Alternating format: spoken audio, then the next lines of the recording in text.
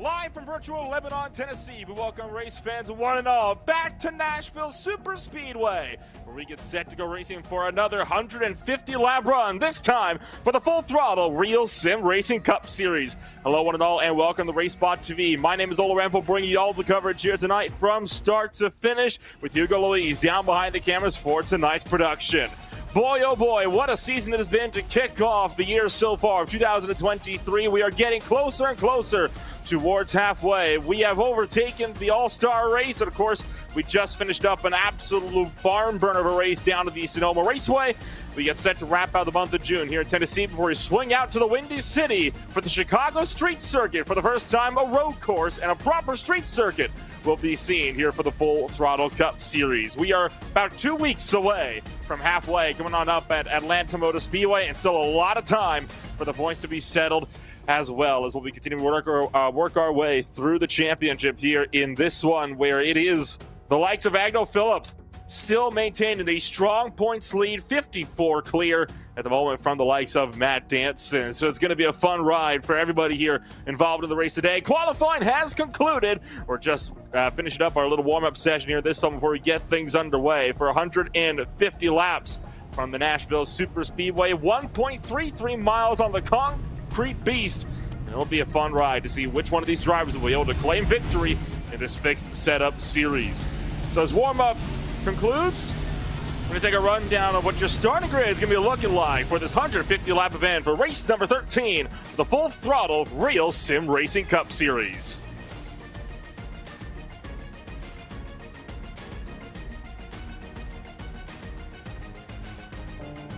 Started on pole position, it's going to be Seth Emergent for Altus Esports alongside Agno Phillip in the 851 Pro Chevrolet. Michael Johnson for Bowie Esports will bring it up on road number 2 alongside the XPM driver Jaron Weinmaster.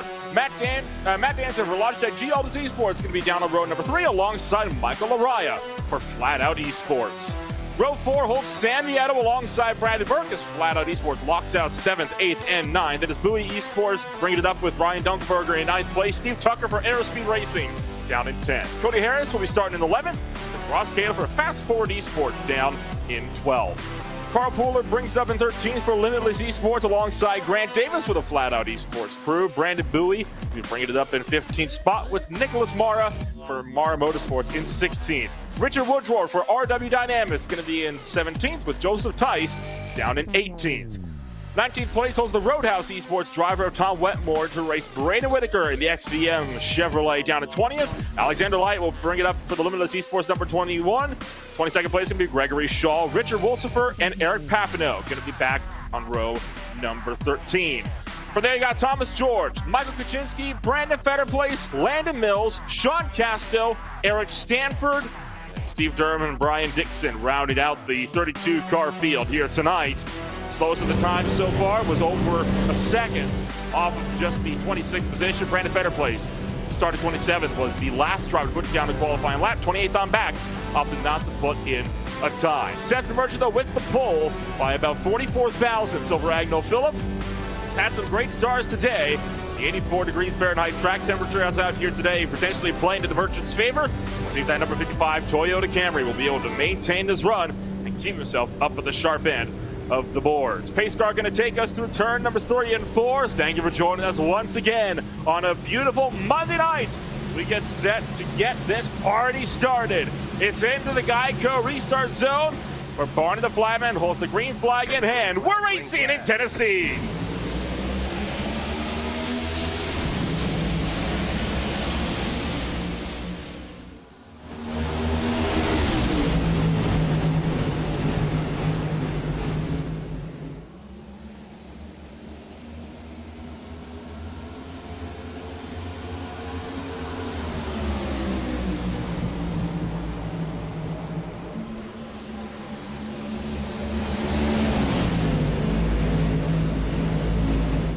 Out of turn number 4, Seth Emergent will lead the first lap to green. Agno Phillip breaking clear for that second position as well. We'll look a bit further down the field to the likes of Jaron Weinmaster, working the outside line deeper in this field, trying to work the outside to turn numbers 1 and 2 onto the back straightaway. Fight it out with Sam Nieto down to the bottom. This all the fight for the number 6 spot on back.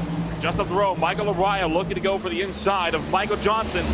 Rocking away into turn numbers 3 and 4. Got to watch for cold tires early on a colder track surface here at the Nashville Super Speedway.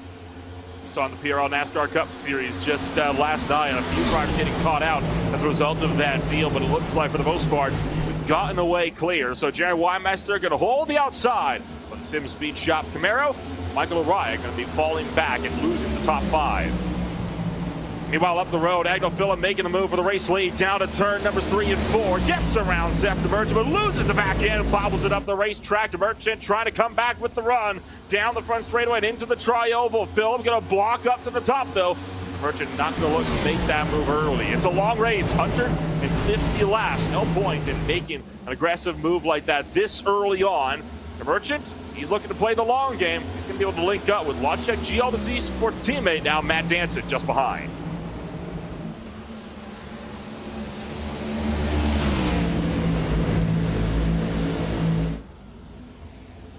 Phillip trying to build that gap out early as he is really building that gap up. About 5 car lengths clear now, back to the number 55. Checking back in on Mara here. Nicholas Mara pulling clear of Steve Tucker a little ways further down. Tucker dropping back to battle side by side with Ross Cato in the fight for 13th. Down the back straightaway, Nicholas Mara quickly catching Ryan Dunkelberger, who's embroiled in a fight at the moment with Carl Pooler.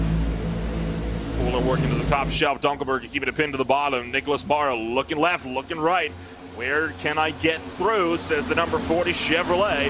Keep it behind for now, but he's going to get a bit of a nudge behind as Ross Cato gets to the back bumper in turn 1. They just able to keep it off of the number 40 car. And that's going to cause Mara to go a bit defensive here as Ryan Dunkelberger fades up to the top shelf. That will give Nicholas Mara a potential 11th spot here down into turn numbers 3 and 4. Dunkelberger tracking up, keeps it out of the outside wall. Cato gives a little bit of a nudge to Mara on the bottom. Gives him some more leverage running down to turn 1, and Dunkelberger going to back out from the high side. So Nicholas Mara able to pull clear for 11th. Now has to try to run down a few more car lengths up to Carl Pooler and the others just in front for that 10th position. We look back to Steve Tucker, Ross Cato, and Dunkelberger still fighting it out for the spots just outside the top 10. Steve Tucker keeping his Camry pinned down to the bottom. Here comes Grant Davis with a head of steam up from the outside line, right at the tail end of the shot. Davis make that look for the 14th spot around the outside and then turn number 1. Well, Ross Cato will continue to keep his number 12 Mustang stuck in that inside lane, not giving an opening for Ryan Dunkelberger to try to battle his way back. So Cato's going to be able to keep himself sorted at 12 for the number 12 car. Check back on his progs a little bit later in this race. Grant Davis using the apron this time by the front straightaways. He's going to look for the inside of Dunkelberger and boosted Camry. He's on board with Grant Davis here on this deal. As you can see, Davis trying to really keep that car pinned to the bottom, and he's doing a great job, I think, on battling it out here with Ryan Dunkelberger, showing him a lot of respect and leaving him the room that Dunkelberger's entitled to, not overdriving his limits. And Steve Tucker going to find his way through as well. Ryan Dunkelberger continues to slip back, started up in 9th, and now has fallen all the way back to 15th. He's one of the drivers that has slipped back the most in the first opening laps of this race here in this deal. So Dunkelberger will have to try to reset and build himself back up. A bit further up the road, got fights going on for 6th on back, where you've got Michael Johnson, Sam Mieta, Cody Harris, and Brad Burke all under a blanket for 6th, 7th, 8th, and 9th. And Sam Mieta, you can see the look on board from Carl Pooler just behind. Almost getting into the back end there. Michael Johnson coming off of turn number 4 that last time by. Cody Harris, though, really taking liberties with that outside lane. Going to try to get up alongside Sam Mieta, and I think he'll get that run down the back straightaway. Brad Burke, though, going to help out Mieta from the bottom. It's always a big discussion. What's better at a concrete track like this one, inside or outside? And that PRL race just last night, we saw a lot of drivers able to use the inside early, but as the run goes in more and more, we're going to see more drivers able to use that outside lane to their advantage. And Cody Harris, I think, he's one of them that feels very comfortable on that outside groove, and he's going to get up and around. Sam Mieta clears off of turn number 2. Opens up the door for Bradley Burke to look down the inside. Sam Mietto will give Burke the space, and he gives up the 8th position on the racetrack. Might lose 9th here as well if Carl Pooler will get his way. 13 laps deep. Your 150 lap of the Nashville Super Speedway, and already there's been a lot of shuffling going on up and down all throughout the field. I believe Landon Mills, one of the drivers that's made up the most time early on, 28th to 18th. Meanwhile, the driver that's lost the most would have to be Richard Woodrow, 17th to 28th. The driver of the number 27 machine, as we'll keep our eyes trained on these tight battles throughout the last scraps of the top 10 to the start of the midfield. It's one of the things with the fixed series that RSR provides. It's, of course, the racing will always be a lot closer. That means it can be a bit more difficult to make moves, as you saw Nicholas Barra try to look for the inside. Couldn't get a move, though, on Ross Cato. Nieto headed up this train. You see a bit of a break starting to form now between Nieto and the Get Wet Esports machine of Bradley Burke and the Chevrolet. That would be the gap between 8th and 9th place. I think Sam Nieto starting to check this field up a little bit more, and I have to wonder if maybe Carl Pooler will be looking to get around Nieto in short order here, but is it worth churning up the back tires to try to make that move happen?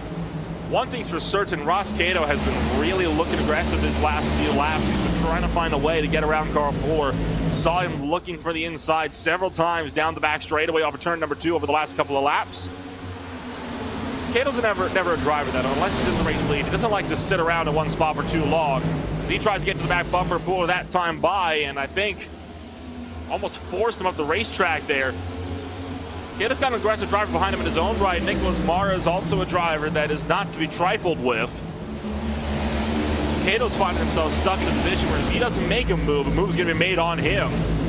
And I think he's trying to get that message through to Carl Pooler at this point, just in front of him.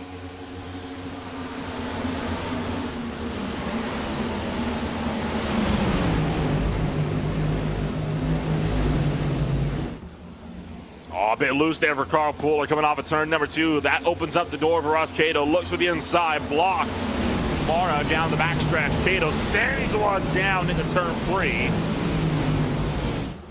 And the advanced.GG Chevy Camaro, I think, going to be forced to yield here as Cato finds his way to the bottom. But look at how much they've lost up to San Vieto already as a result of going side by side. That's another reason why we're seeing some drivers be a bit more hesitant with where they want to make moves. You lose so much time here going side by side with a driver like this, and it is costing them heavily. Fight for positions further up the road. Cato will work to the bottom. Cannot get clear though. Carl Pooler really trying to fight that outside lane. Be able to do so off of turn number 4. Cato clears, breaks his way into the top 10 for the first time all night long. We'll now have to deal with Nicholas Mara just tucked in behind.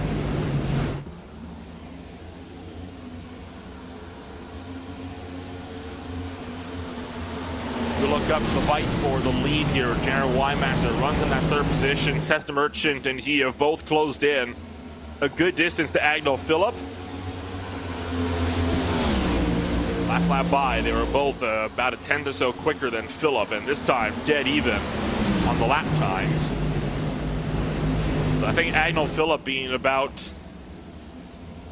this situation here that we usually find that 851 Pro Chevy in, where he tends to burn his stuff up early on. This opens up the window for the pit stop discussion to come into play as well. 2 stops or 1 stop? I know at the National Super Speedway, tires tend to play a bit of a bigger factor than the fuel does. So I think a 2-stop strategy around laps 50 and 100 might be the more ideal play for a few drivers in this field. They're going to be looking to make this work. Go on board with Agno Phillips, starting to really stretch that gap out once again. The 851 Pro Chevy breaking clear the Logitech GL Disease Sports Camry of Seth Merchant. Jared Wymaster tracking up behind in that 3rd position as well. You saw him poke to the outside in his XPM Camaro. There's a look to the inside as well from Michael Araya. Araya going to make that run for the 3rd position. Won't clear though. got the nose in, but couldn't make it stick. And always got to watch out for Matt Danson right behind, a driver that has not made a lot of friends so far this season. Danson's made quite a few enemies up and down throughout the Full Throttle Real Sim Racing Cup Series paddock. Now, that said, he has had some good and clean races over the last few weeks, so it looks like tensions may be beginning to be settled down a little bit for that number 38 car. That doesn't mean he's not going to be looking to get by these guys and take a run at that podium position, though.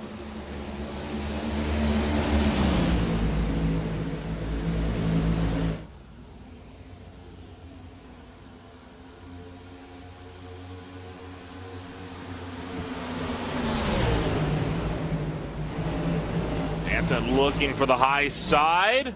Has to check up a little bit if he wants to avoid getting into the back of Michael Araya. I think what Danson's trying to do here is trying to take that double apex line, wide entry, tight exit. He's trying to get himself with a good run, but here you can see Michael Johnson trying to do the same, but more exaggerated. Johnson's just trying to work to the outside line, and Danson thought he might get it that time around. Meanwhile, Michael Araya going to try a second stab at diving for the inside of Jaron Weinmaster. Weinmaster tracking up to the wall and almost gets into the signage on the outside line. Danson going to look for 3 wide down into turn number 3. That's not going to work, and Danson's going to back out wisely. The number 38 car. Weinmaster still fighting to the outside for third, trying to hang on to the final podium position while Michael Araya keeps his Sim Speed Shop Camaro on the bottom.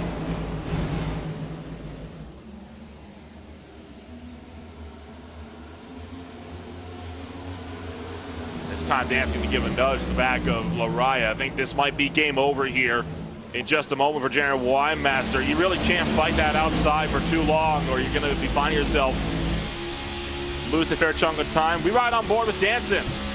Tries to assist Araya in his run down to turn 1. Now, going to go for 3 wide down the inside of the turn number 1. That's going to be bold for Matt Danson. Traps Araya in the middle. Weinmaster can't turn it in. The 44 and the 9 make contact. Here comes Michael Johnson. Going to keep them 3 wide. Decisive move there from Danson. Saw an open door, and he stuck his foot in before it could be slammed shut. Danson rocking away for that third position. Meanwhile, Araya and Weinmaster are still rebounding off one another. Here comes Cody Harris with nowhere to go. Bradley Burke's in the mix. Weinmaster pulls clear for 4th, but that just got messy in the fight for the podium. All of a sudden, Araya finds himself on defense as opposed to offense as Michael Johnson tries to break to the top 5.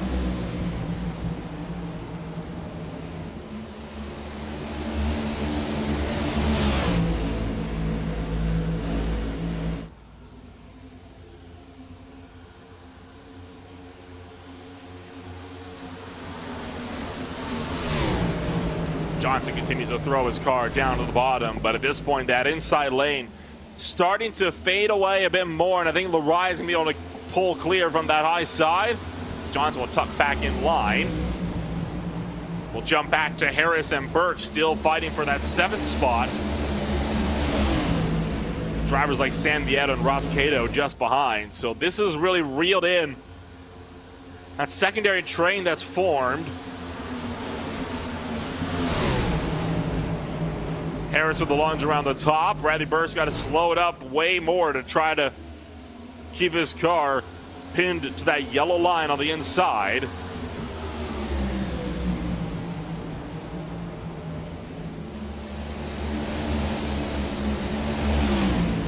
And this time by, Harris clears off the top shelf, will secure 7th place. Good news for Bradley Burke, he was able to get in line between Harris and Nieto. So Bradley Burke not going to be losing a boatload of positions like some other drivers have when they've found themselves in a side-by-side duel. Burke really applying the pressure, though, to Cody Harris, trying to get up and around the number 28. Not content with being stuck behind Harris now. Even give him a nudge down the front stretch. Saying, you got by me, and you got to keep up the pace to drive away from me. Bradley Burke's got Sam Nieto right behind, and Nieto's going to look for the bottom, coming down the back straightaway. Is Bradley Burke going to turn in on him here into turn 3? He will not. He'll leave the door open, and Nieto will take full advantage. And that will allow Harris the breathing room that he might need to try to escape this battle behind.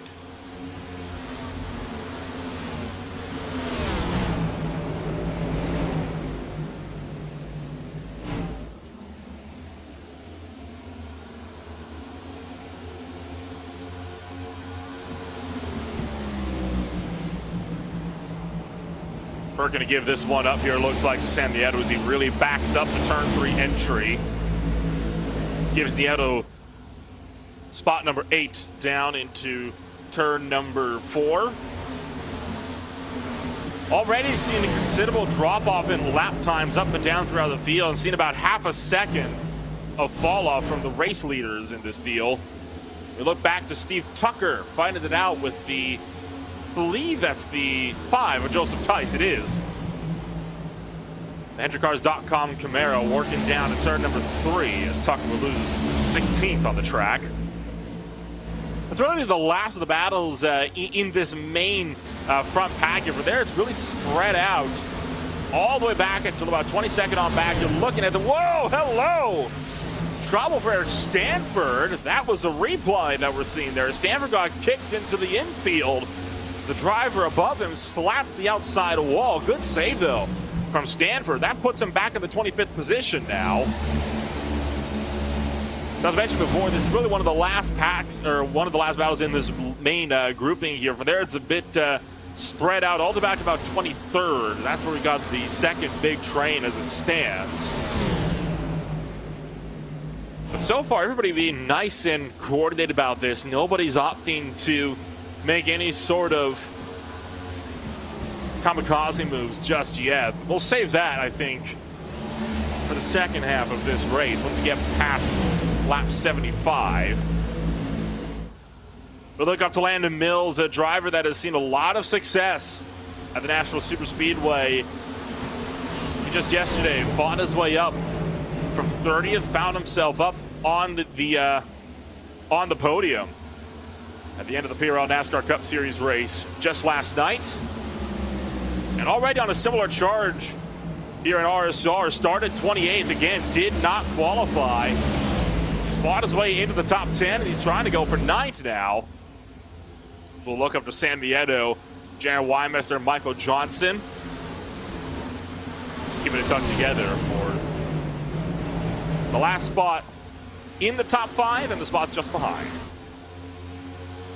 Way down the field, Steve Durham in a battle with Eric Stanford down on that inside line. Stanford, of course, remember, a few laps ago got pushed up. I guess pushed down into the infield when he got into Brandon Fetterplace. After Fetterplace rebounded off the outside wall. So that's put Eric Stanford right in the middle of this pack, and I don't think that's something he's terribly pleased about. He was able to break clear for 22nd, now trying to run down the 21st place runner, Brandon Bowie, while you got Ryan Dunkelberger still dropping positions like they're hot potatoes deeper in the field. He started up in 9th. He's drifted all the way back down to 25th, although he just overtook Aaron Papineau for 24th. Braden Whitaker in the fray as well, looking to make a move down into turn numbers 3 and 4. The mischief, though, for Whitaker will cause him to lose momentum. Ross Cadle, meanwhile, to the inside of Bradley Burke, down to 1 and 2. Cadle trying to work his way up into the top 10. From Nashville Superspeedway as the Ford Mustang hightails it down to the inside line. Forced a lift, though. Flat Out Esports Chevrolet able to track clear up from the outside line. And of course, Bradley Burke running excellently so far. He has lost positions, yes, but you take a look at who's overtaken him, right? Landon Mills, and I think it's hard to blame him.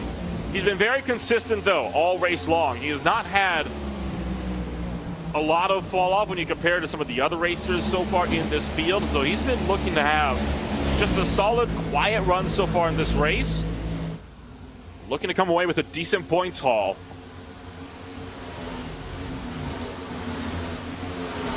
So There'll be 109 laps left to go this time by. Just up front, Jaron Wymaster, Cody Harris going to go 3 wide with Mills on the bottom. Wymaster clears from the outside right by the wall, while Harris going to let both these drivers go down to the bottom. That makes it now 20 spots gained for Landon Mills, about to be 21 as Wymaster tracks to the top. And here comes the Battle Beaver Camaro down on the bottom as Landon Mills looking to keep it stuck on the inside, and he'll pull clear to the back straightaway. Really starting to approach that point where you need to start thinking about pitting in if you want to go for that 2-tire strategy. About 7 laps away from the point where you could go for the 50-50 take. It's going to be a big ticket question. Who's going to make that stop at around lap 50, and who's going to opt to pit around or just after halfway? Are you able to make enough ground on the fresher tires to make it worth costing yourself on a second pit stop run?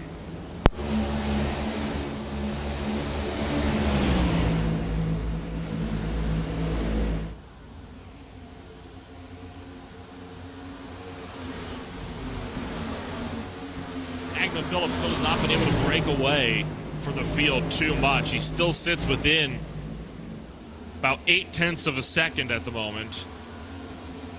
Back to the likes of Seth the Merchant and Moores, where you see Bradley Berg back to the inside of Cody Harris. Oh, and this time they're going to hit doors. Bit of a hip check there from Cody Harris. The 9-5, he's trying to pinch him down. Goes awry as Cody Harris finds himself now side by side with Ross Cato, and Harris is going to lift early. Gives that one up to Ross Cato as we work our way back to 1 and 2.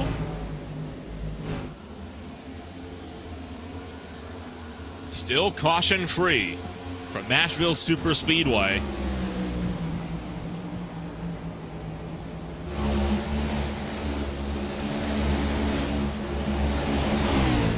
Bit deeper in the field, Carl Pooler, Joseph Tice. Also locked in side-by-side combat. This is for 13th on the race course.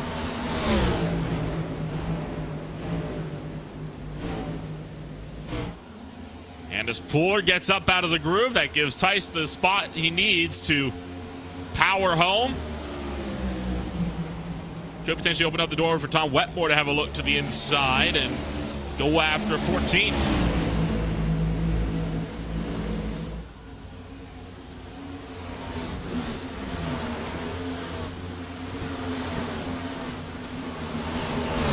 Pooler that time by even scraping along the outside wall as he made that arc for turn 1. So Pooler just trying to struggle here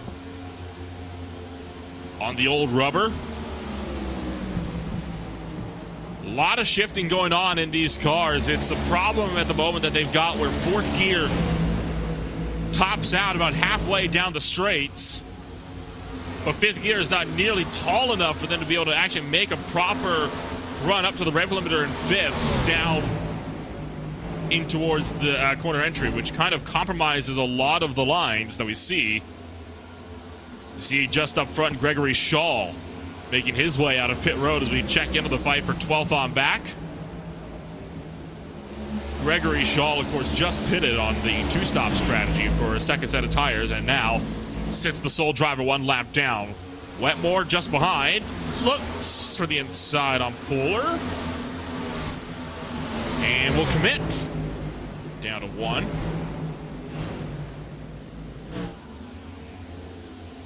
As Tom Wetmore going to try to get up and around Carl Pooler this time through, and it's a good run at the moment that he's been having.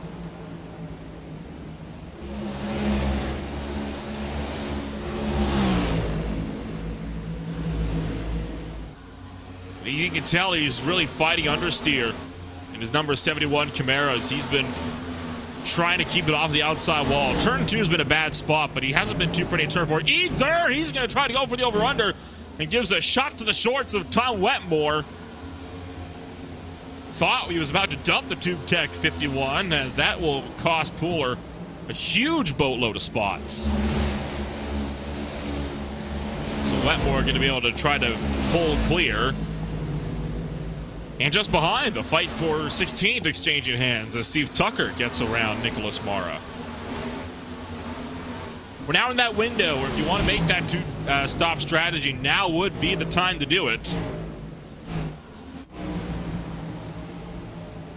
It's up the row, Michael Johnson. Gets to the back of Landon Mills.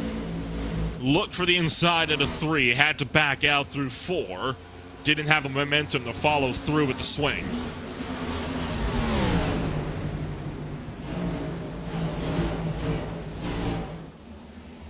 Oh, that's too tight for Johnson as well. Has to lift to avoid the outside barrier. That'll put Landon Mills down. Right on the back bumper of Matt Danson with some breathing room as Danson started 5th, still running 5th, trying to keep a charging 26 car behind. Bit of a bobble that time on entry to Danson as you took a look from the roof of Landon Mills.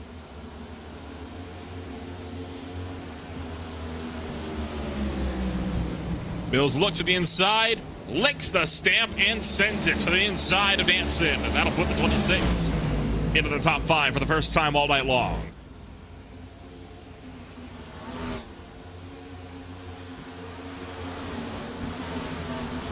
And just behind, you see the purple and yellow car of Gregory Shaw. You're about to see the difference that old tires on fresh tires can make.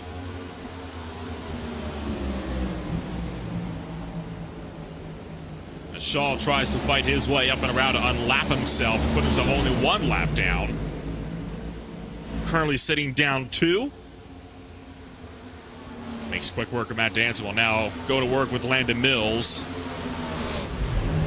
And Danson now starting to put the clutch in and coast a little bit here. So losing time to Landon Mills. Is this a fuel game where they might not even make it to halfway? If they can't make it to halfway, they're not making it throughout the rest of this race. Nicholas Mara, Steve Durham both into pit road on a 2-stop strategy. Durham overshoots the box, will lose himself a couple of seconds as a result of that deal, while Matt Danson. Curious to see what he's gaining by putting in the clutch in like that this early on. If he's wanting the clutch and coast for 20 laps to halfway, that's a bit of an ask. But up front, Agnell Phillip keeps his strong momentum run up in that leading position. Still clear by over 10 car lengths back to Seth DeMerchant. There's no lift and coast going on for Phillip either.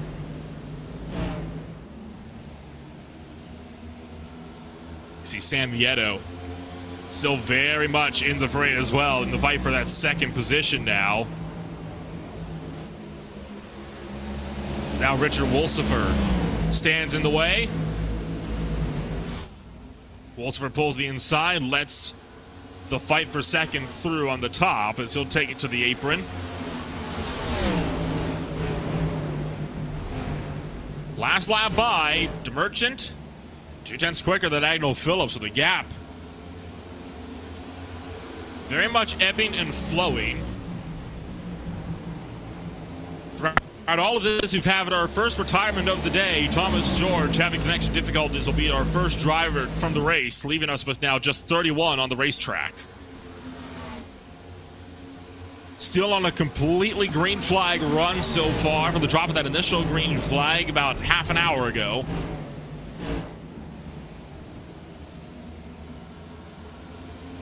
I love it when a race goes green, though. It allows us to really watch this strategy game. A caution now would completely upend the entire strategy game.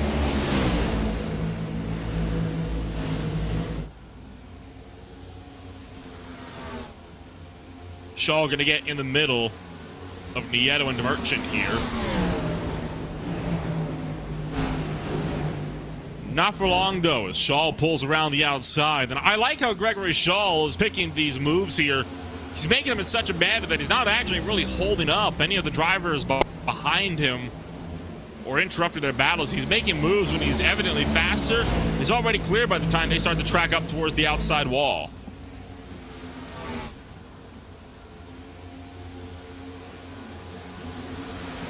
Now the clutch and coast begins for race leader Agnell Phillip. So the fuel game is very much on. Gregory Shaw puts himself only one down.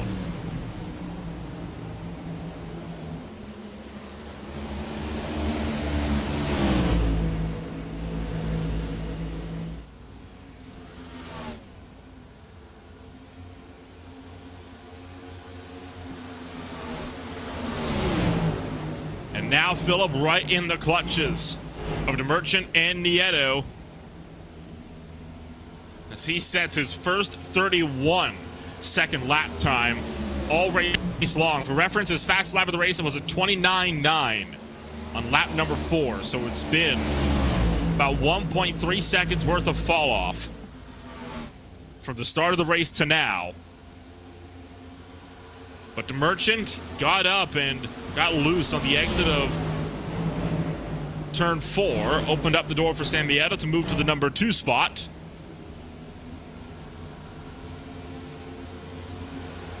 While Steve Tucker pits from the 18th position on lap number 64.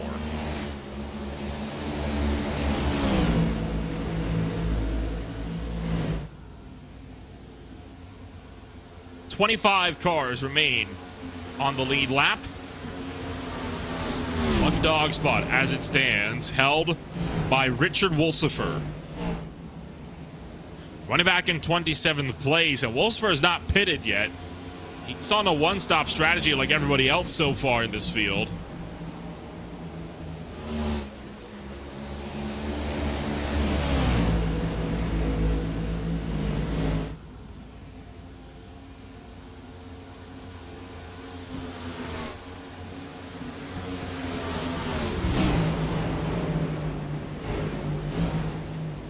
All the while the top three have been ebbing and flowing in their own little gap. This has been bringing in Landon Mills and Michael Araya a little bit closer, so they're starting to close that gap just a bit more up to the race leaders. We've got a side-by-side fight for 11th. Jaron Wymaster, Joseph Tice going at it. HendrickCars.com, Chevrolet down at the bottom. Martin Sports, Extreme Performance Motorsports Camaro up on the top. Brett Davis has thrown his hat into the ring as well. He'll look to the inside, try to go 2 for 2. Down to 1. Tice shuts the door. Jaron Wymaster remains on defense on the outside.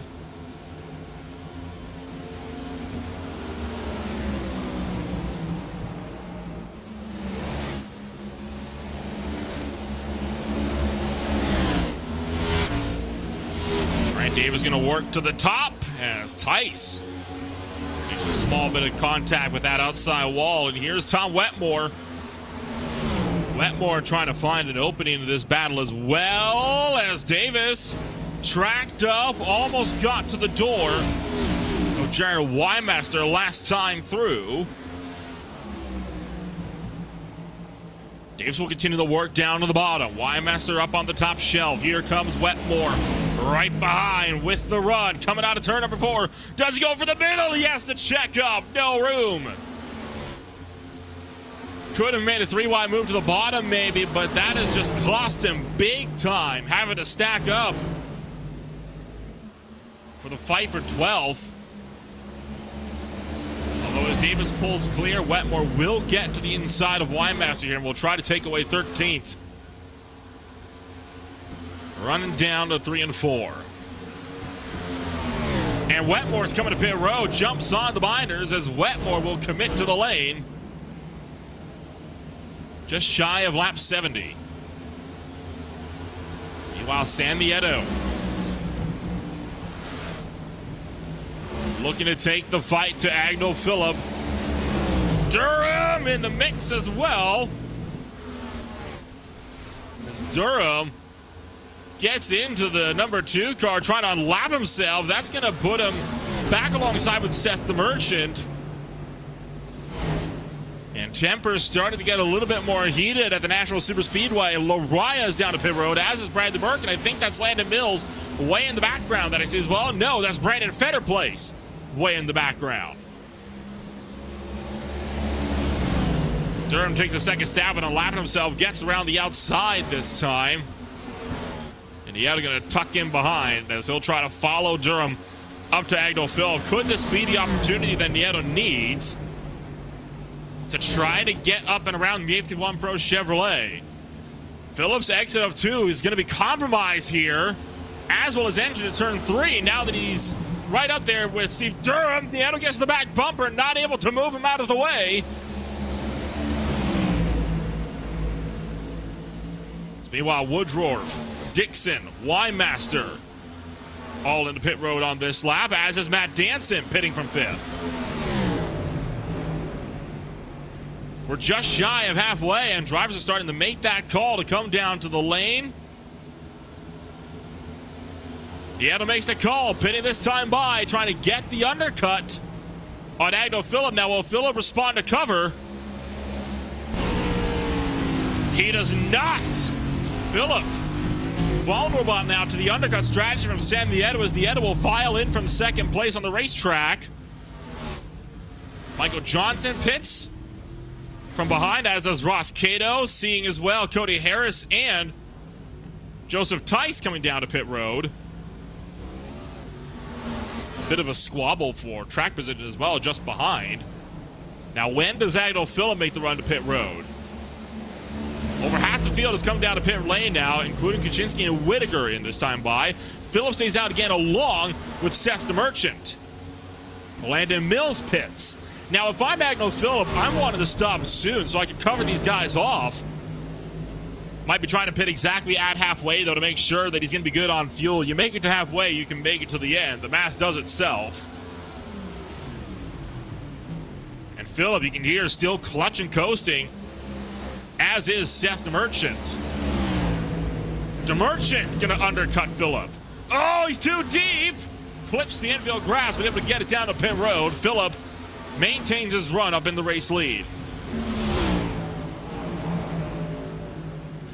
Halfway home, 75 down, 75 to go. We'll hold off on your field rundown here up until we get down to the end of this pit stall. There you see Seth DeMerchant overshooting the entry point and just barely nicking the grass on the right-hand side before able to make it down to pit road. Now here comes Agno Phillip. Phillip finally comes down to the lane, but I think now we'll lose the lead because of the undercut here.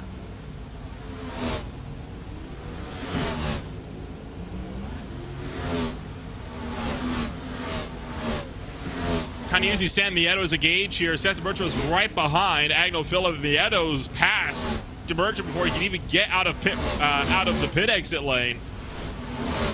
Phillip goes up on the jack, expecting 4 tires and fuel here to get him to the end. 2-tire strategy here, not very viable at a track that eats tires for breakfast, as Phillip will leave pit road. Now, where is Sam Nieto at? Nieto's coming out to turn 1, and in fact, there it is. Flash right by. You'll see top of the screen.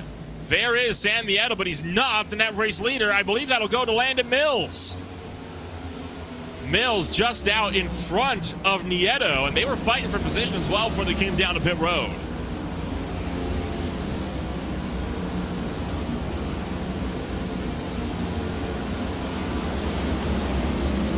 Brandon buoys into the pits, and as well as that, we'll actually put Michael Araya as the race leader. So Michael Araya going to end up being the new race leader, although he pitted a good almost 10 laps ago now, so he's going to be down on the tire strategy here for the duration of this race now to the end. Araya could be in trouble here in a few laps. So with that, we're over halfway home. Let's take a rundown throughout the entirety of your field. This is your iRacing midway race break. Michael Araya will lead the way after starting in 6th, making that major undercut strategy. Landon Mills, 28th to 2nd, trying to make a run for the race lead to make it 28th to 1st. Sam Nieto rounds out the podium. Nicholas Mara currently holds that 4th position for now, along with Bradley Burke down in that 5th position. They just exchanged hands, actually, for that 4th spot. Seth Merchant sits a bit further down in 6th, but with some of the freshest tires in the field. Matt Danson is in 7th with Agno Phillip, one of the last drivers to pit, down in 8th with a lot of work to do as he is over 5 seconds back. Steve Tucker runs in 9th with Tom Wetmore, bringing up the top 10. Michael Johnson is down at the 11th spot with Ross Cato in 12th. Eric Papineau has improved 11 spots from 24th up to 13th, while Weimerser has dropped 10 from 4th to 14th. Joseph Tyson being in 15th spot, along with Cody Harris in 16th. Brandon Fetterplace in 17th. Grant Davis in 18th. Carl Poolard and Steve Durham round out the top 20. Gregory Shaw is down in 21st spot on a 2-stop strategy. Brian Dixon is down to 22nd. Alexander Light will be 23rd. Ryan Dunkelberger, one of the drivers that's lost the most out of anybody, started 9th place. He's all the way down now to 24th. Richard Woodruff down to 25th. Brady Whitaker 26th. And Brandon Bowie sits as the last driver on the lead lap, just about a second in front of Michael Araya. Eric Stanford is the lucky dog driver as it stands, down to 28th, along with Sean Castello in 29th, also one lap down. So is Michael Chinsky and Richard Wolsifer. Thomas George remains the only driver that is retired from this race. 28 laps to go due to technical problems for the Sirius XM number 6. That was your iRacing Midway race break from the Nashville Super Speedway. I want to once again shout out Get Wet Sports for sponsoring the starting grid for the Full Throttle Real Sim Racing Cup Series. GetWetSports.com is the world's first digital content library that showcases and celebrates creators of all sizes and backgrounds, including iRacing, military gamers, and women in gaming. Getting listed is free. Find out more at GetWetSports.com and start on your content creation journey today.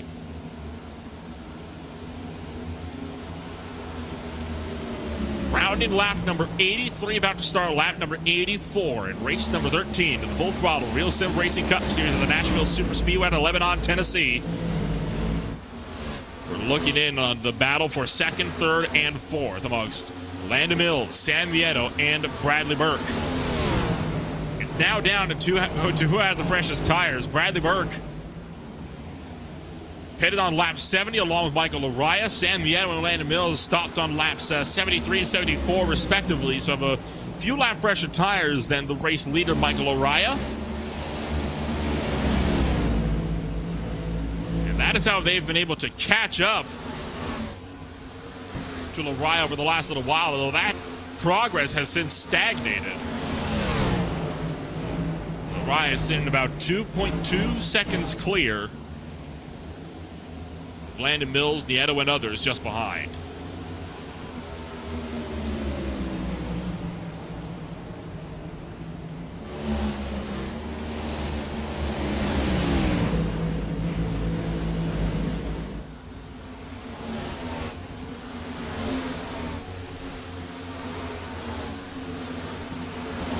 Continue to observe this fight for the podium positions as it's looking like it's going to be going absolutely nowhere anytime soon. We've also got fights, though, for the last spot inside the top 10. Michael Johnson trying to work for the outside of Tom Wetmore. So you got battles all the way up and down throughout the field, mid-pack and otherwise, which makes it for a really good run elsewhere. Overall, this race has been absolutely thrilling. We've had battles up and down throughout the racetrack, a couple of spills here or there, but nothing bad enough to warrant a yellow flag as of right now. In fact, the worst one was when Brandon Fetterplace side-slapped the outside wall and sent Eric Stanford into the infield grass, but again, kept it straight. No need for a yellow flag on that deal as Stanford rejoined. Here goes Burke, getting up and around San Mieto for 3rd. Allows Landon Mills to break away.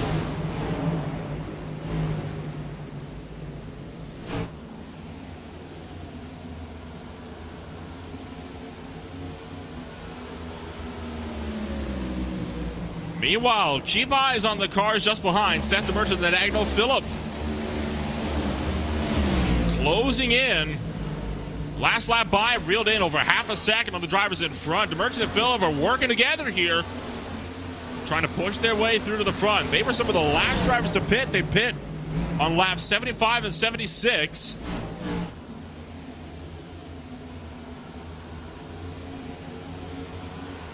And now they are all over the back bumper of San Nieto & Co.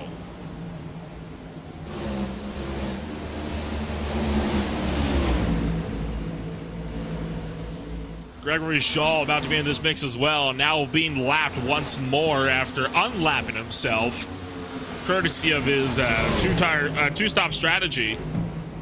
And Shaw's going to have to be pitted again around lap 100, so in about 10 to 20 laps or so here.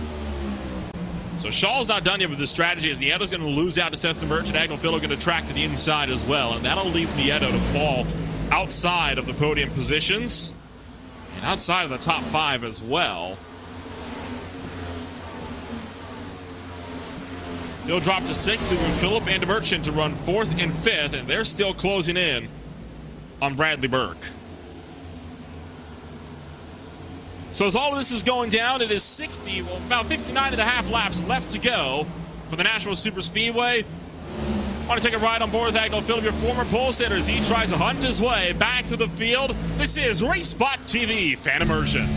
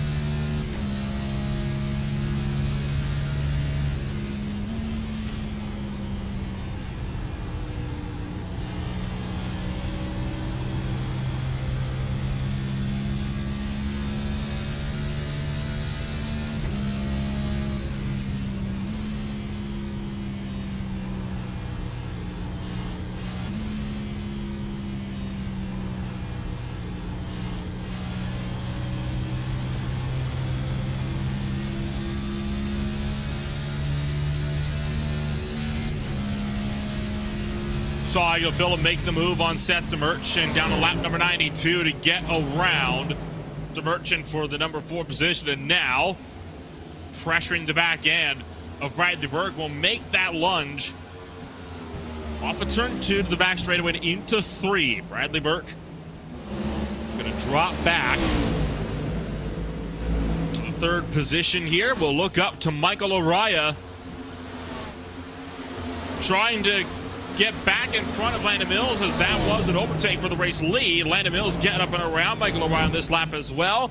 The old tires finally bit the Sim Speed Shop Camaro.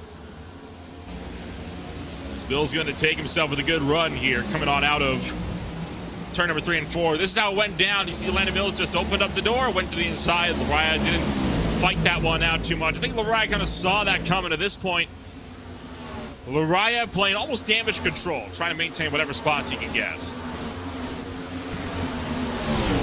The more this race goes on, the more it's looking like it may very well be flag to flag. Landon Mills will track up to the outside wall. Now has a whole host of lap traffic in his way. Sean Cass and Richard Woodruff fighting out for the 25th spot on the racetrack.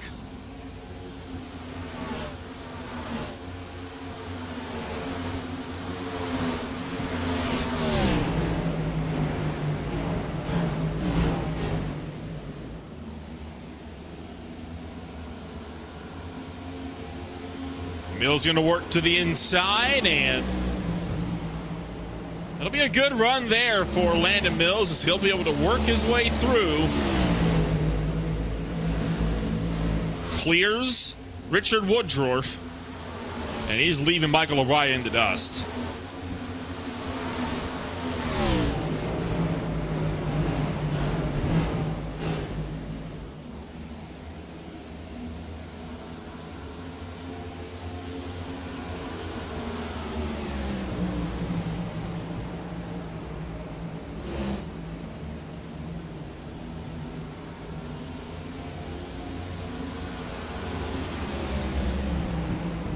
Check back in on Steve Tucker and Ross Cade. We haven't looked at this fight deeper in the field in a while. Tom Wetmore in the mix of this as well. This is for 9th, 10th, and 11th as Steve Tucker lost out to Ross Cato in turn 1 this time by. Ross Cato was trying to work at Steve Tucker for a while now. Was finally able to make that move down to 1 and 2, and we'll have Tom Wetmore open up the door for that 11th spot. He's trying to work his way into the top 10. Started back in 19th spot, and he's looking to make that a little bit easier of a run. Meanwhile, Logic GLDC Sports looking to be linking up again. Seth the Merchant being overtaken by Matt Dance as the Merchant now getting on the clutch and coasting again. So there is some fuel saving game still going down in your field tonight. You can see Cody Harris looking to get around Jaron Wymaster from the top, and he's not the only fight we got going down in here. Brandon Federer and Grant Davis also in the fray. This is for 12th through 15th. Every car in here for position. Harris gets around Wymaster, who's really putting in that clutch big time and leaving it in all the way until he gets on the power for turn 4. You saw what that's doing to his pace as Grant Davis and Brandon Federer all break clear in the span of 1 turn.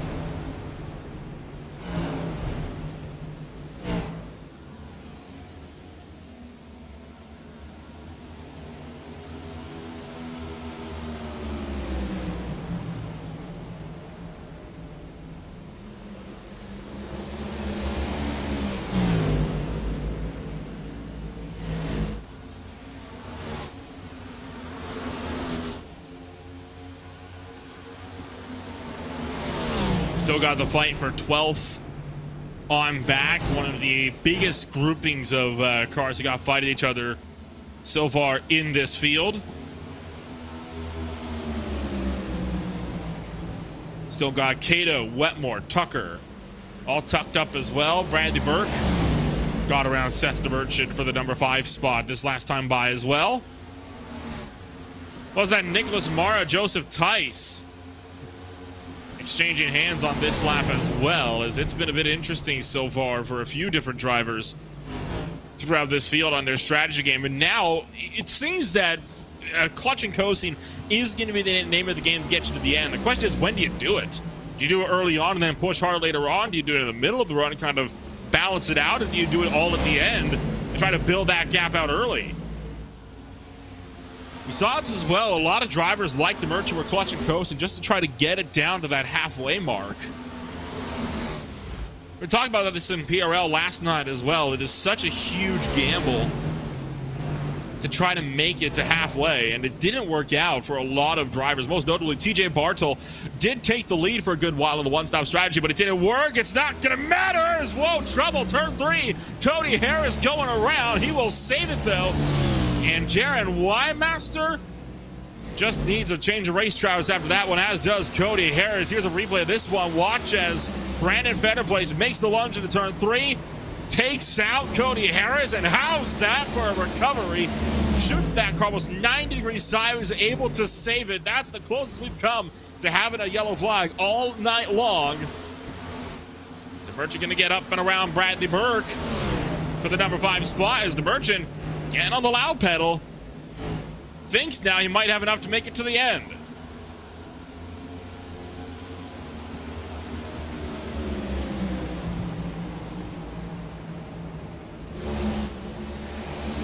The nearest car for position for the Merchant is his teammate Matt Danton, who is 3 cars up the road. He's got some lap traffic with Nicholas Marr and Eric Stanford in between.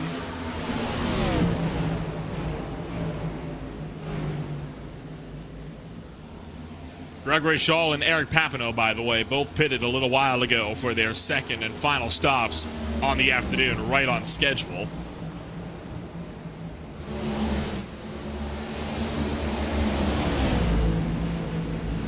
Oh, look out! Stanford checking up. Diversion on the exit of turn number 4 there, coming onto the tri-oval.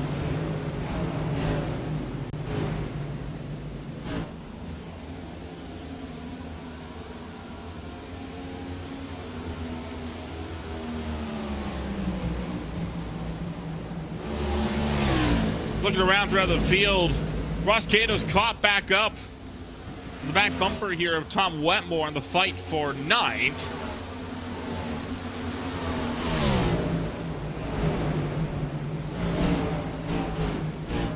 As Wetmore and Cato battling it out on the fuel strategies amongst themselves. Steve Durham was in this time by for a second pit stop as well.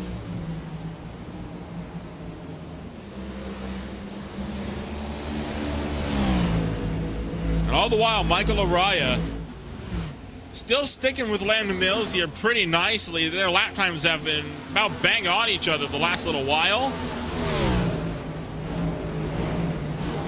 And in fact, dare I say it, I think Laraya may have even been just a little bit quicker. So Laraya trying to close the gap in to Landon Mills.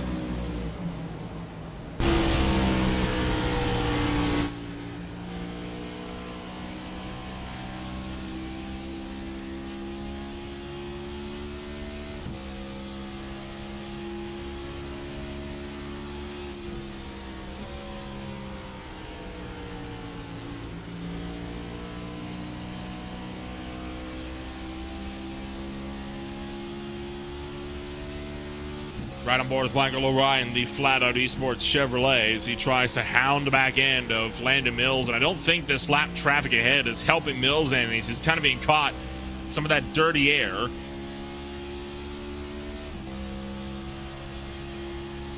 The weather, for those that are curious, has remained virtually unchanged. We started off at about 83 degrees Fahrenheit on the track. It has not changed much over there. Wind's still blowing 3 miles an hour off to the east. I think that's gone up by about 1 mile an hour as it just dips right back down to 2. Air temperature has gone down a little bit, gone from about 78 to 75 degrees Fahrenheit. As you can see, the sun dipping under the clouds and below the horizon just behind the turn 4 grandstands. Caution is out. First yellow flag of the evening, and it will come on lap 115. And it is huge trouble for Matt Danton, who was completely junked in the infield. Take a look at the replay on this one. Matt Danton trying to lap Alexander Light. They make contact, and he gets hooked hard into the outside wall. I believe that will ruin Light's race as well. And he was not the only one, as I think that may have been Brandon Whitaker that got in to Danton as well. Stanford had to take a second scramble through the infield. My gosh, that is a vicious hit into the outside wall. Taking another look, and that's very, very tough to call, if I'm being completely honest. I mean, typically lap cars are mentioned, might want to get out of the way, and Light did move up. He gave Danton the room, but I don't think Danton expected Light to still be there. I thought maybe he would let him go. Danton kind of tracks up across Light's nose, but Light wasn't really following the groove up towards the outside either. I don't know. That's going to be a very difficult one, I think, for race control to decide on after this race. Pit stops are underway, meanwhile, under our first yellow flag of the evening. Landon Mills, first in, first out. I think Laride just holds on to second place. Phillip falls to third.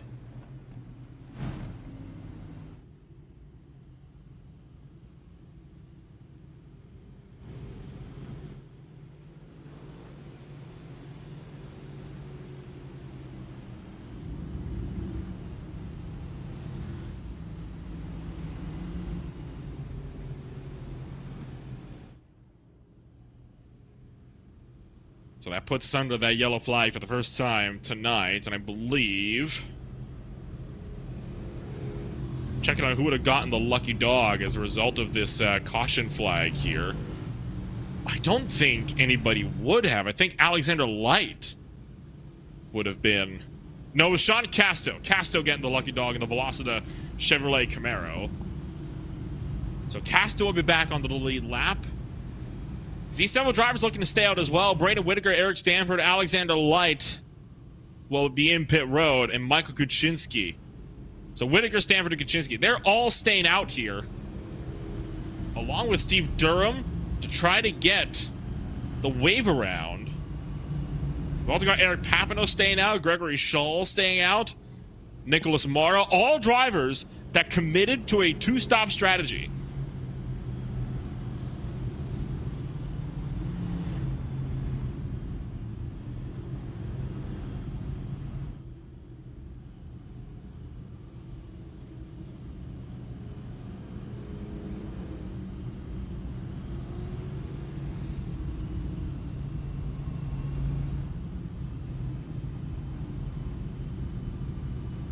At the moment, it is a Chevrolet-dominated field up in front.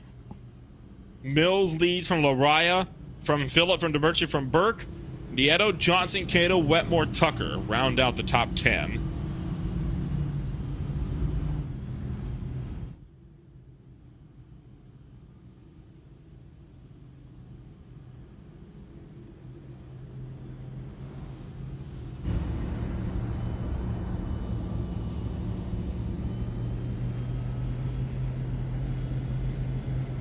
Board with Bradley Burke as we go 1 to green. We'll go green flag racing. This time by 31 laps will remain. As this upends everything in the strategy, it's going to be a dead heat at this point from here to the end.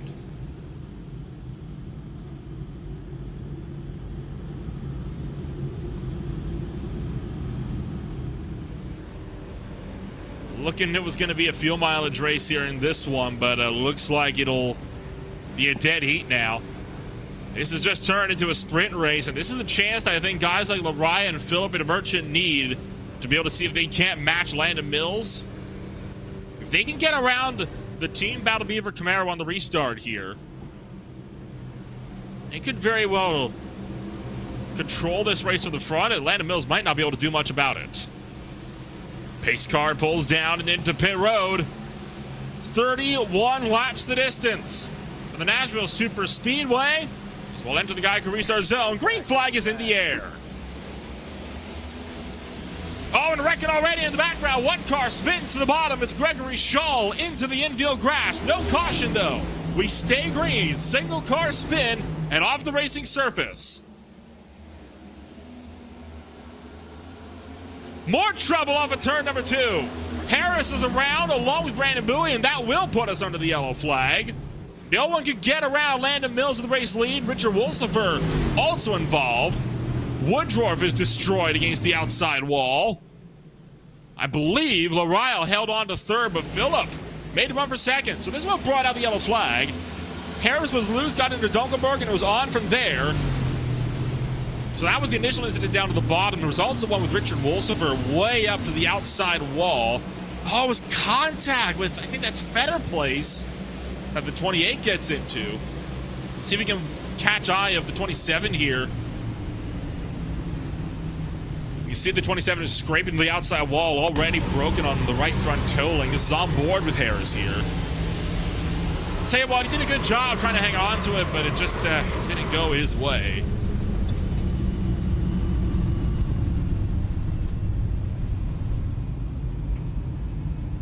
Meanwhile, on the initial start, it was a massive stack up on the outside line, and Gregory Shaw was run over from behind by Eric Papineau, which is what sent Shaw spinning to the infield. So this is the saving grace for the 66 car.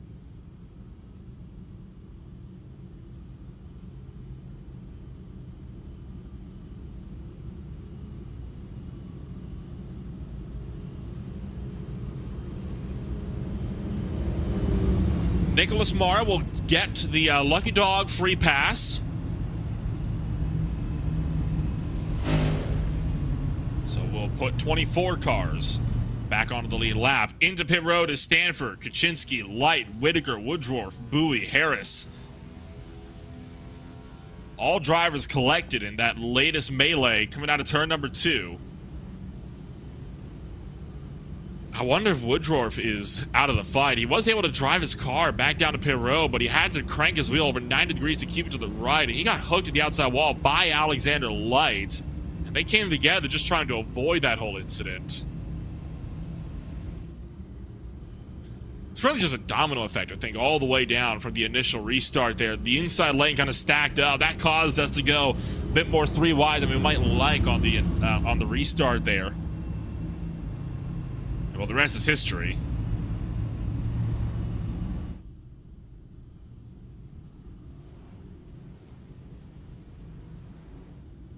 It's back down to pit road for Wolsifer, Castell, Papineau, Durham, Shaw, and Mara.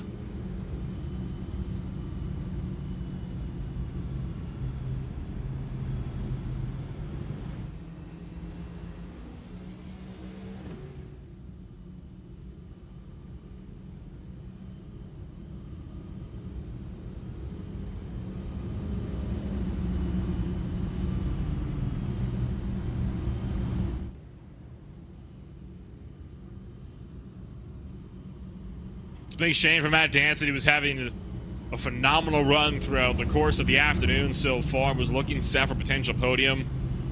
And unfortunately, will go awry as well. Alexander Light has spun it, trying to enter pit road. So misfortunes continue. A lot of discussion on the driver radio right now about the cloud cover down yonder in turn number 1.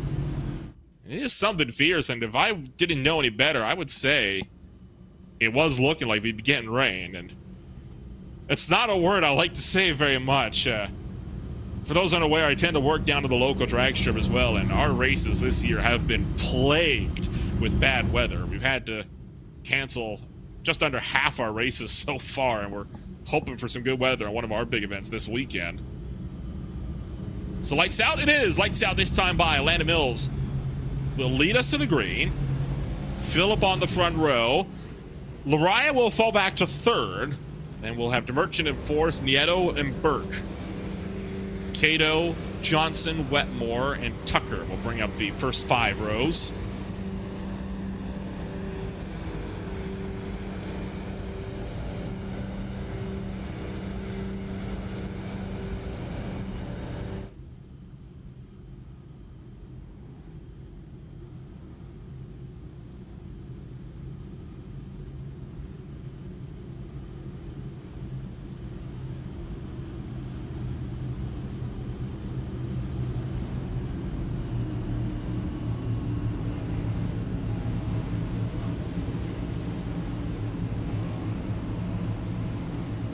Field stacks up. You can hear the revs spooling up as drivers stamp on the loud pedal a bit deeper in the field to try to spit up the back tires, get some more heat into them.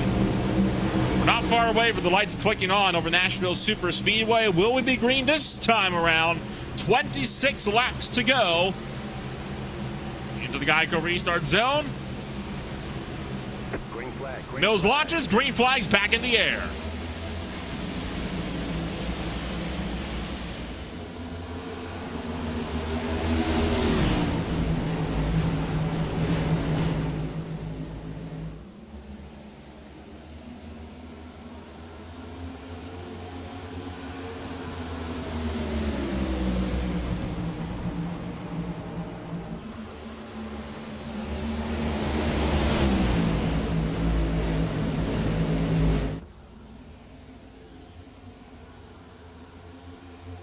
Landon Mills still with the race lead as we hightail it down and off of turn number 4, back down the front straight of turn 1. 25 laps to go. Contact in the midfield.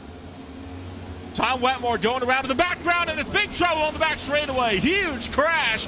More trouble up in front. The 18 spun round. So Dunkelberger wrecked against the outside wall. Gregory Shaw also involved. Cody Harris, Eric Papineau, Brandon Bowie involved. Tom Wetmore, though, took a vicious hit from Richard Wolsifer, which demolishes both cars. Meanwhile, Stanford tagged the inside wall after being spun around in the middle of this mess.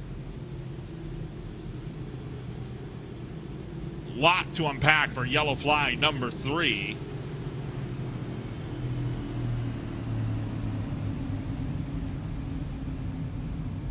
I'm not even sure which wreck brought out the caution of that one. Wetmore was stopped on the racetrack and got ran over from behind just as the 18 got turned into the outside wall. This is first what happened to Tom Wetmore. He's going to get hooked by Steve Tucker. Watch this as he brings that car to a stop. And watch this. Huge hit for the 56. Sends the 51 airborne. You just saw the bottom of the shot. Eric Stanford spinning around at the inside line as well. I have a feeling, though, everything that happened in that second part of the wreck was caused by Wetmore's spin. There you see Eric Stanford body slamming the inside wall. But you could tell how much everybody was having to check up for Wetmore. That's what caused everybody to scramble up and cause that multi-car pileup on the back straightaway.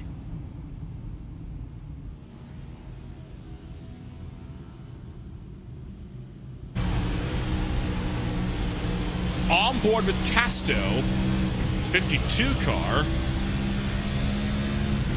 As, whoops, excuse me, I'm gonna just poke my way through on the bottom. Casto just barely able to avoid that whole mess.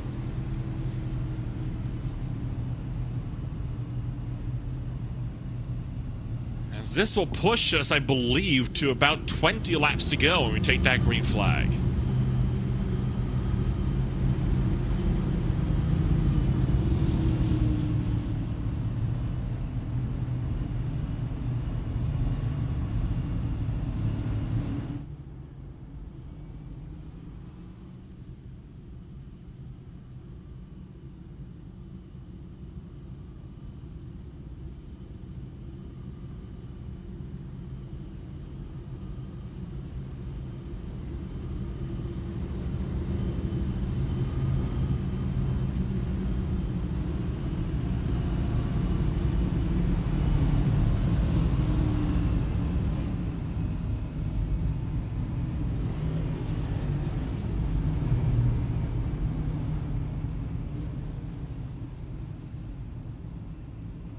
So out of all of this, Landon Mills will continue to maintain his run with the race lead at the head of the field. Phillips still in second.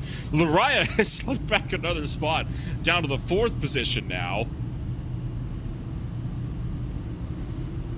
I think San Nieto is going to be getting a little bit frustrated with all of this. He's sitting back at that number 7 spot, and Nieto was a driver running in 3rd, 2nd place for a majority of this race. He kind of got caught out, though, by that first caution. We haven't gone green long enough for Nieto to be able to put his Ford Performance Mustang a bit further up the field. So Nieto going to be feeling the frustrations of this. Impressed Steve Tucker was able to get out of that without much, if any, damage and maintain his run in 10th. Lights go out aboard the Irish safety car. We once again go green flag racing, this time by, and you can see the Toyota of Seth DeMerchant slowly creeping his way further up. Throughout the top 5, he's now poked his way onto the podium.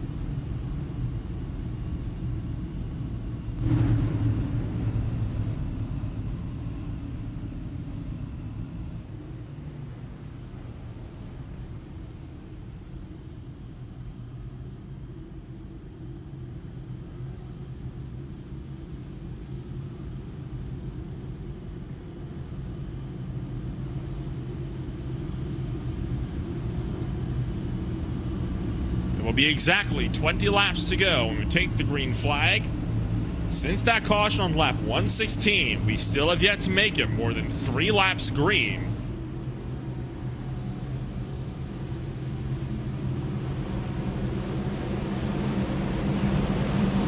It's Landon Mills.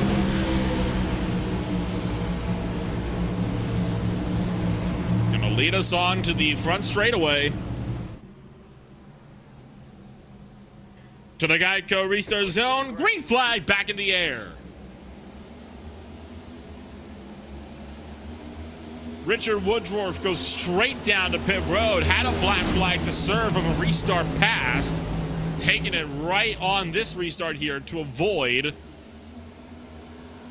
having to be disqualified by not serving that one under green. In the event that another caution comes out.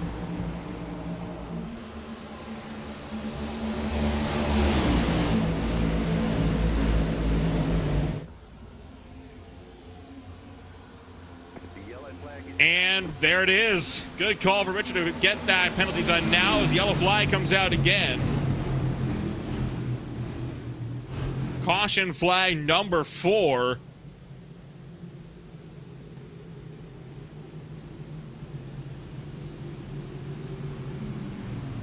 Well, I mentioned San Nieto would likely be getting a little bit frustrated. Well, he is expressing that frustration over the radio in words that I'm not sure I can repeat on air as of right now. Michael Kuczynski, the cause of caution flag number 4, and this time it was unassisted.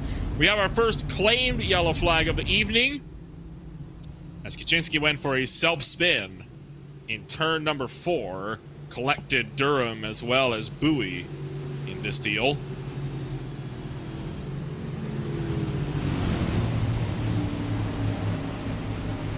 It is with the XBM, number 30. Yeah, just loses the back end on cold tires and shoots it around. There you see just barely nicks Durham and Bowie. Tags the outside wall for slide in the back.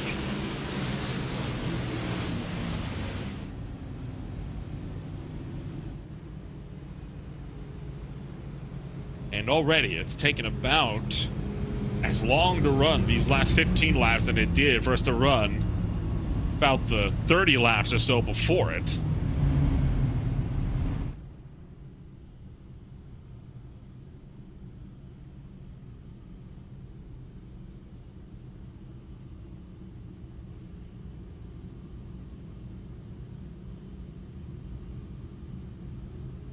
Kuczynski and Alexander Light come down to pit road. Alexander Light still trying to fix damage from that first caution when he and Matt Danson got sent up into the outside wall.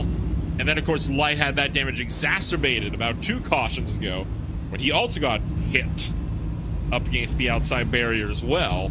That time by in turn 2.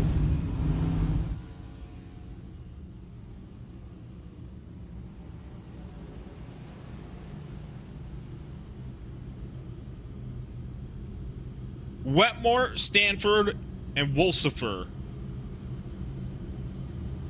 have joined Matt Danson and Thomas George behind the wall. Eric Papineau takes the lucky dog this time by.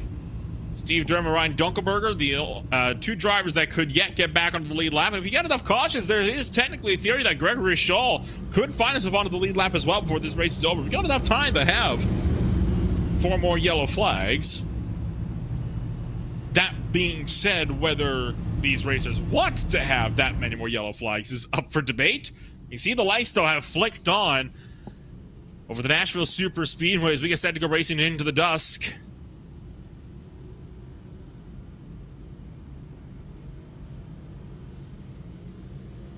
It's a good time to kind of show what's coming forward for the Full Throttle RealSimRacing Cup Series. Obviously, we mentioned before, next week, when we kick off July, 1 day short of Independence Day, it'll be the Chicago Street Course for RealSimRacing, the RealSimRacing Full Throttle Cup Series, first ever street circuit race in its history.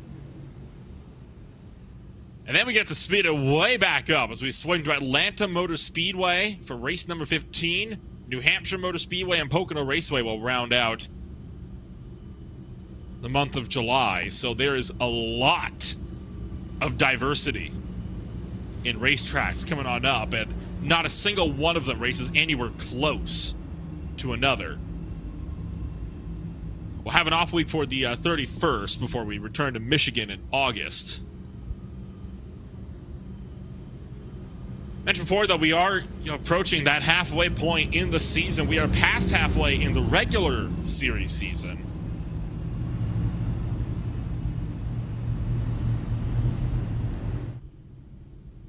We didn't get to talk about the points much earlier on due to our late entry, but of course, it is the top 16 still that locked themselves in, and at the moment, it's only a 2-point gap entering this race between Brandon Fetterplace and Gregory Shaw.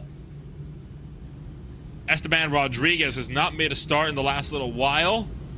He sits about 20 points out as lights go out aboard the RC safety car. Steve Tucker, I think, would be the next eligible driver to fight his way in. Jared Weimeister sits 3 points up from Brandon Fetterplace, who's on that cut line. And Tom Wetmore, 5 as well from Weimeister, running in that 14th position. Agno Philibel has been the man to beat all season long. 54 points clear of Matt Danson. 3 wins on the season.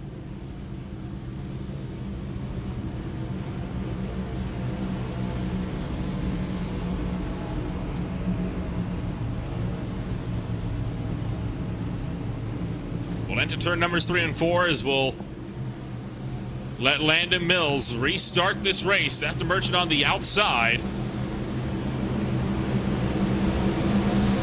Richard Woodruff still with a penalty to serve.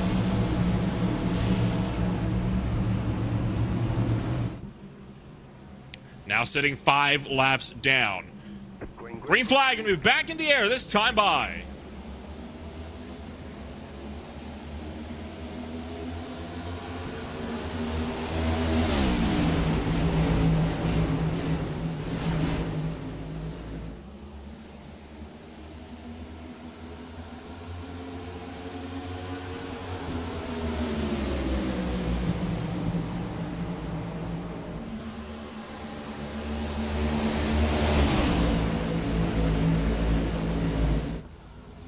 clean off of turn number 4. Landon Mills pulling away by 7+ car lengths. Seth Merchant clears for second. It's side by side between Phillip and Burke.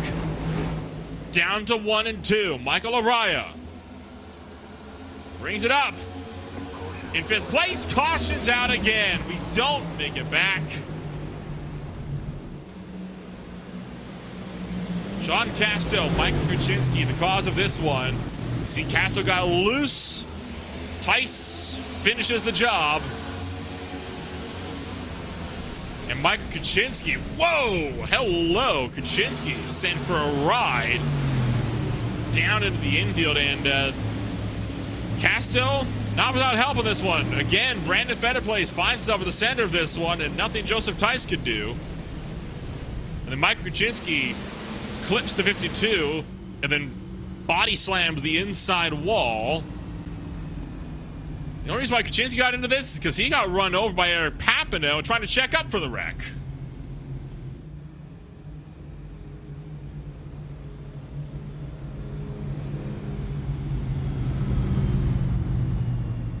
We'll restart with less than 10 to go.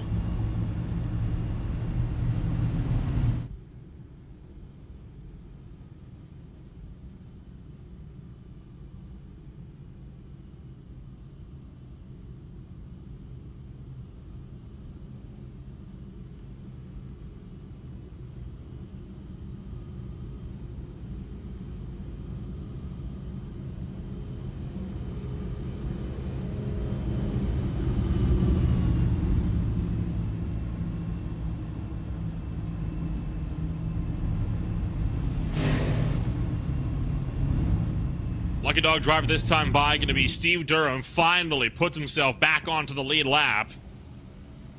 Once again, 24 cars on the lead lap. It's amazing how many lucky dogs we have, and yet we only seem to ever have 24 on the lead lap as a result of one by one lead lap cars being taken out of this race. And it all happens in the second portion of this field. I think a lot of drivers in the back half are getting a bit impatient with how this race has been going. This is all working out well, though, for Landon Mills. He's been great on restarts, and he's been able to pull out a gap so big that nobody is able to come close to running him down.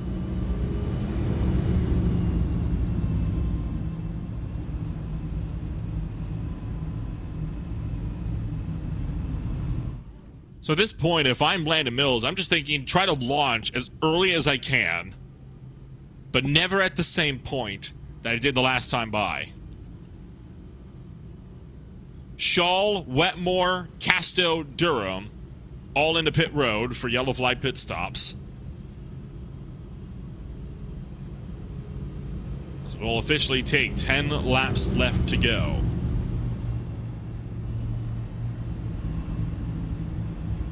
It's pretty obvious who's gained the most spots out of anybody. That'd have to be Landon Mills. Did not qualify. Started in 28th. He runs now in the first position. The driver that's lost the most overall today has got to be Matt Danson. Started 5th. Will not be finishing this race. He's down in 31st. You look at drivers that are currently on the racetrack, though, for who might have lost the most out of anybody that's still running. I believe that would be Jaron Weimaster. Started 4th, but still running a respectable 13th. So Weimaster is still able to come away with a fairly safe handful of points.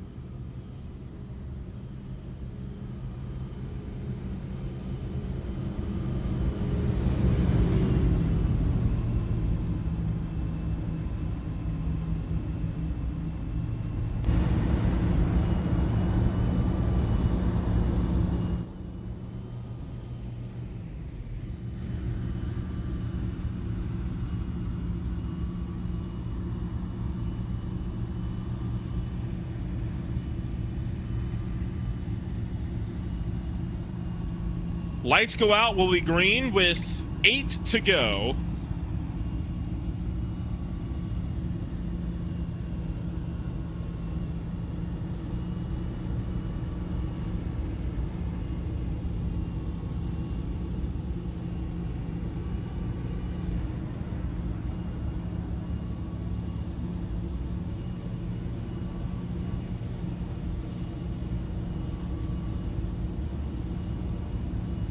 Sean Casto taking responsibility for that latest yellow flag as a result of getting into Brandon Fender place and getting himself loose.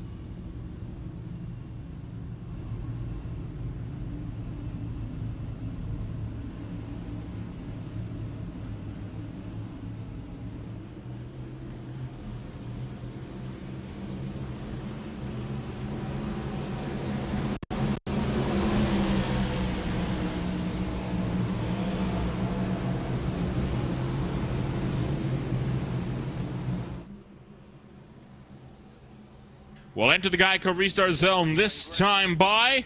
Oh, big stack up on the inside. That's not going to go well as a whole host of drivers run into one another on the bottom lane. We're able to get away, though, from the start line safe and sound. Sort of. Landon Mills hightails it away as we're side by side for second on back.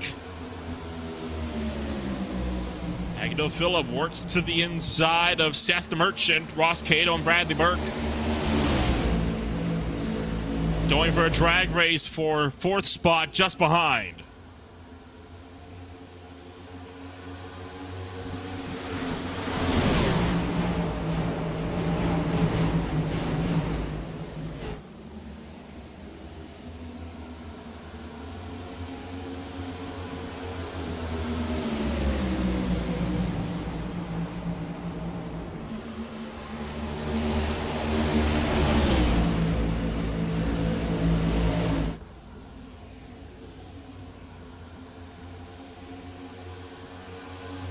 We're going to keep this race underway.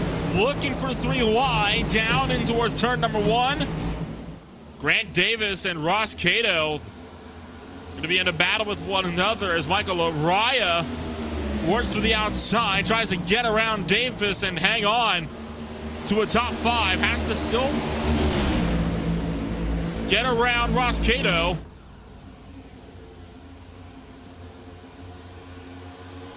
Cato still hanging on for the 5th position here this time around, and Ross Cato will hang on down to turn number 1. 5 laps to go. from Lebanon, Tennessee.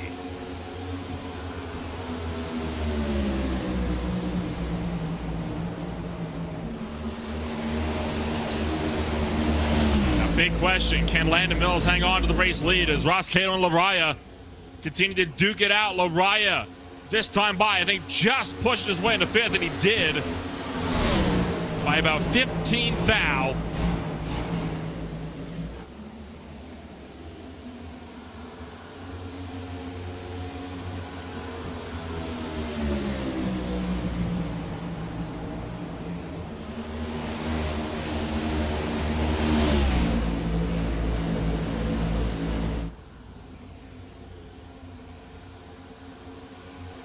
Three laps left to go. Time quickly running out. Finally, Laraya is able to clear Ross Cato down to turn one. Grant Davis still looking to work the high shelf. Ross Cato down on the bottom. Coming to 2 laps left to go. As Grant Davis works up to the outside line. Ross Cato down on the bottom. 2 to go. From the Nashville Super Speedway, about 2.6 miles left in this one. The fight's on for 6th on back as Laraya drives away for 5th.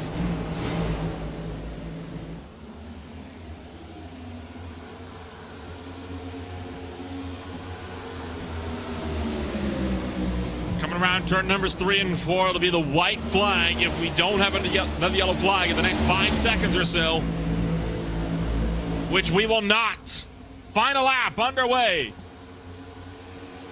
Full Throttle RealSimRacing Cup Series. Ross Cato still hanging on in the fight for 5th with Grant Davis. Pulls clear off of turn number 2. Davis cuts back to the bottom, but into 3 and 4 is race leader Landon Mills. DeMerchant was closing in, but he's not going to close quick enough. Landon Mills wins race number 13 in the Full Throttle RealSimRacing Cup Series, while Grant Davis outlasts Ross Cato for 5th. Checkered flag as all drivers file across the start-finish line. Landon Mills had to work for this one. Started 28th after not putting down a qualifying lap. Fought his way through the field just like in PRL last night.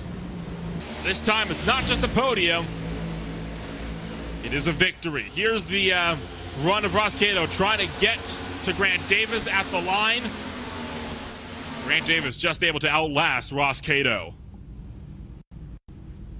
So Landon Mills going to be able to burn it down in the Battle Beaver Chevy Camaro for the team.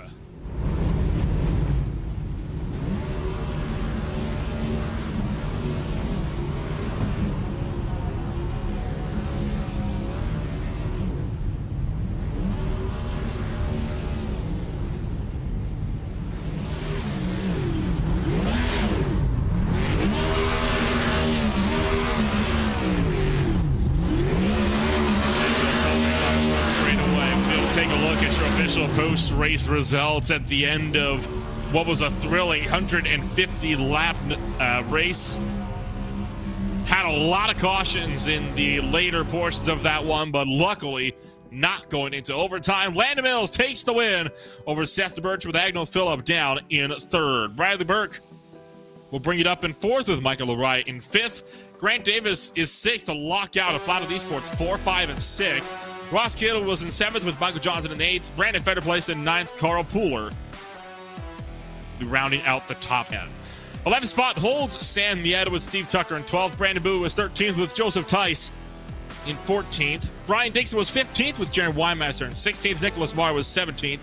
Eric Papineau in 18th. Brandon Ricker 19th. Steve Durham rounds out the top 20.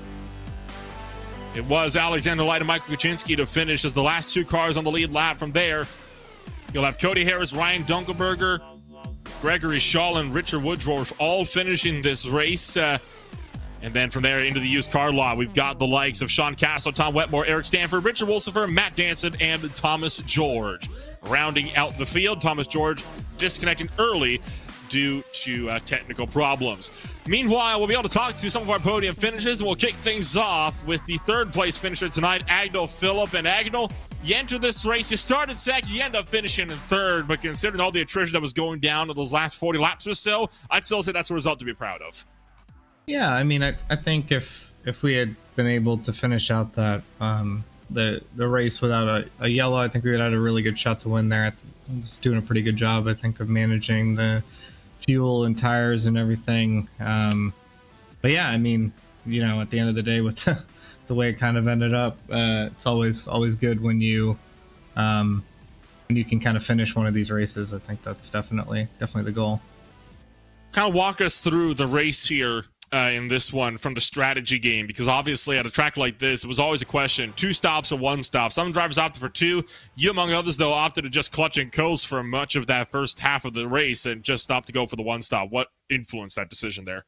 You know, there wasn't a lot of fall off. I think we maybe had like a second of fall off across the whole run, pretty much. So, you know, the 2 stop was definitely not gonna be faster, and you didn't lose that much time kind of clutching and coasting. There's a couple tenths here or there that wasn't that big of a deal.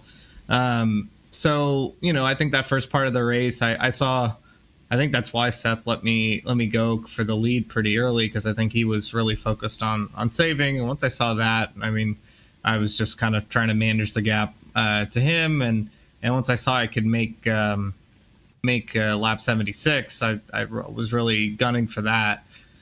You know, looking back on it, I obviously didn't matter because you know the winning strategy was spent on 75, but you know, I was hoping that next run we would, you know, not have to save as much. We'd have better tires. All of that combined would be a good situation. Plus, I think Landon was like the main competition for the win there, and he definitely could have made it with saving. But I think I had a little bit of a gap to him when he pitted. So you kind of are factoring all of this in, and I think, you know, when I'm in the middle of these races and they look like they're going the fuel mileage route, it's not really a point trying to game out like exactly when the caution's going to happen, because it happens like 10 laps earlier than, you know, Michael Arias in the lead, and so, you know, there's no real way to game all that stuff out. So you just kind of got to do the best you can with it. And at that time, I figured the best thing I could do was, you know, plan for it going green and trying to, you know, make the fuel and tires work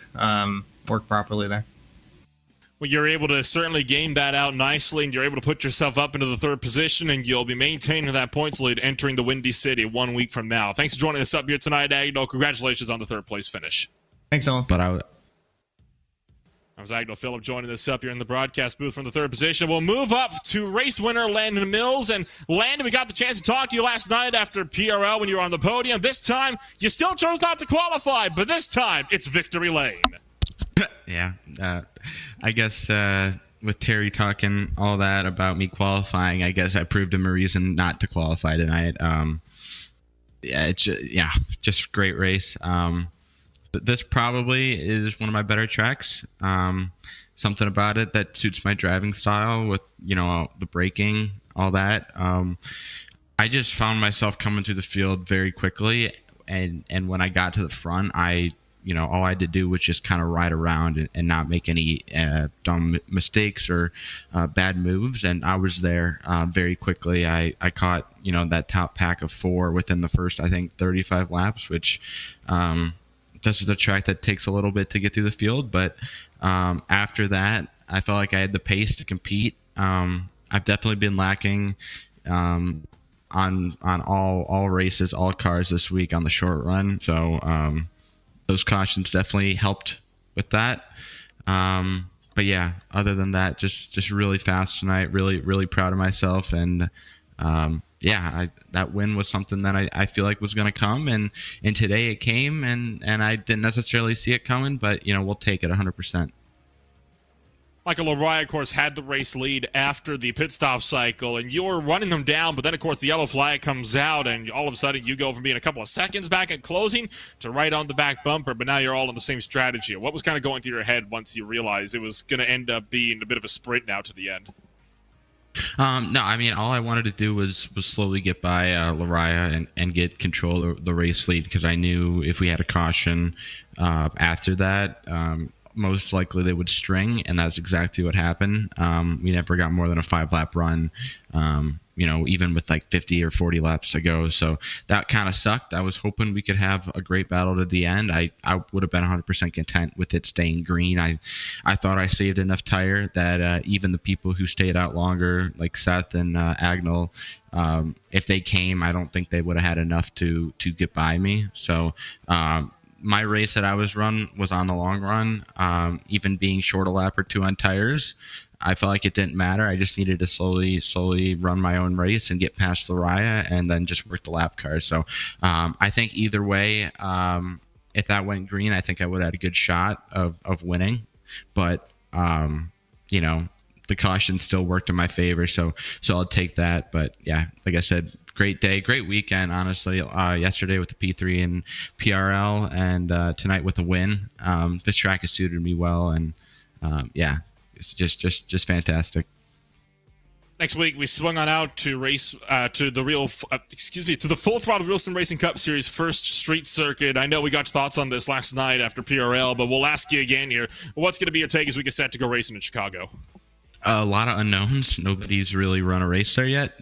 Maybe now the officials are opening up, but a lot of unknowns, a lot of uncertainty, a lot of just questions to be asked, and I have no idea how fast I'll be. I'm usually pretty strong on the road course, so I look forward to it, and hopefully I get the hang of it. But yeah, that's 40 miles or 40 minutes close to me, so it's right there. So looking forward for a good showing there in that course. So hopefully it'll be great. Hopefully you'll be able to race and make moves. But as far as a track and a layout, it seems fantastic, and hopefully it puts on a good show for everything going on this upcoming week.